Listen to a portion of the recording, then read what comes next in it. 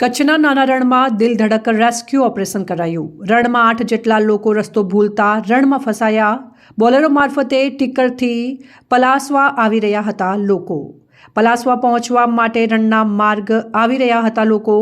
વરસાદને કારણે રણની વચ્ચે માર્ગ ભૂલ્યા લોકો। ખાવા પીવાનું પૂરું થતાં ભારે મુસીબતમાં ફસાયા હતા। મોબાઈલ વડે પલાસવા ગામના લોકો અને પોલીસની મદદ મંગાઈ। બનાવની ગંભીરતા જોતા આડેસર પોલીસ દ્વારા તાત્કાલિક રેસ્ક્યુ ઓપરેશન હાથ ધરાયું। રેસ્ક્યુ દરમિયાન પોલીસની ગાડી પણ કાદવમાં ફસાઈ ગઈ હતી। આડેસર પોલીસ અને પલાસવાના આગેવાન અને લોકો દ્વારા સફળ રેસ્ક્યુ કરાયું। રણમાં ફસાયેલા લોકોને હેમખેમ સુરક્ષિત રીતે બહાર કઢાયા।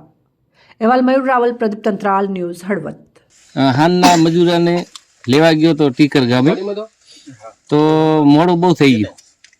તો પછી 5-6 વાગે ગાડી નાખી તો 7 વાગ્યા સુધીમાં તો બરાબર વરસાદ રણ હતું લીલું, તેમાં ગાડી બરાબર હાલી નહીં, મજૂર બધા અમે ફસાણા।